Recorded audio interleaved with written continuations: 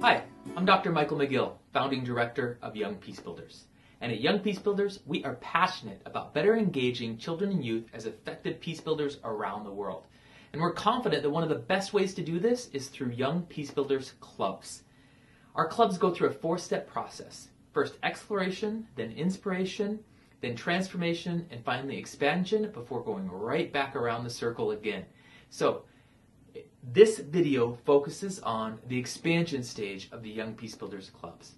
So by this stage, you should have already gone through the exploration phase of exploring child and youth peacebuilding related concepts and opportunities to wage peace in your local community and around the world. As you did that, you will have become inspired to bring about change and also come up with an inspiring idea as to how you will bring about that change.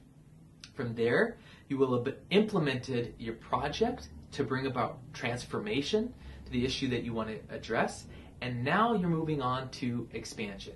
Now, before you jump right into expanding the work that you're doing, you want to actually take a time for reflection, thinking about a few different things. First of all, what went well? Take time to celebrate. This is really important. You completed a project. You want to take time to really encourage your team by the great work that you've already done. So celebrate those things that went well. Secondly, take some time for reflection on what didn't go so well. It's okay to be honest about this.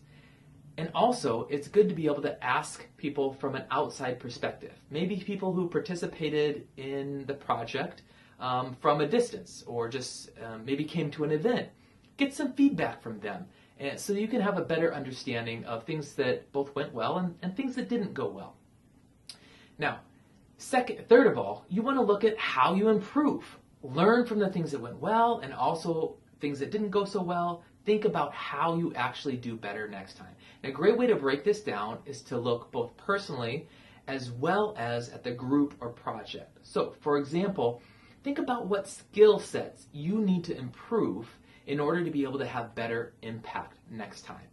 Maybe you need to improve your communication skills, or your social skills, or your budgeting skills. So think both personally the things that you can grow as well as how you improve your project next time. So for example, maybe your team needs to get better at planning. Maybe if you had planned a little bit further ahead of time, you would have been able to get more people involved in your project. Maybe follow up with the people who had committed to tasks along the way. You have to think about your project, what you've done, and how you can improve, so next time around you can have even greater peacebuilding impact. Now, we also want to remind you to go to youngpeacebuilders.com/club to complete a project evaluation form. Put down your ideas so that we can learn from your experiences as well. And remember to share your projects online so that others around the world can learn from your successes as well as the areas that you've identified for growth.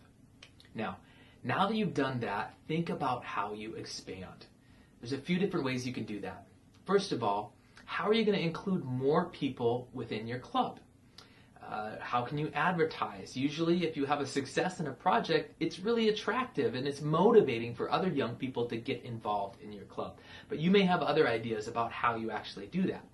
Then, you want to look at how you expand the impact of your projects that you will create going forward. Then you also want to think about replicating your Young Peacebuilders Club. Maybe you want to replicate your club in your community center. Maybe you want to start another Young Peacebuilders Club at a different school or in a different faith institution. Think about where you might want to replicate the good work that you've already done and opportunities to start new clubs. Now, some young people actually look at starting a club in another country or another context where they want to wage peace, and maybe we don't already have a Young Peacebuilders Club there. Look at how you can make a connection with a group in that context, and we can help with this, so that you can inspire the starting of another club, another Young Peacebuilders Club in the context where you want to be working. So you can create good synergy between clubs in different contexts. So, you're not done yet. It's critical that you continue to persevere and go through this cycle of exploration, inspiration, transformation, and expansion. As you do so, I promise you, you'll continue to grow in your skills, your experience, and your capacity to wage peace with increasing impact.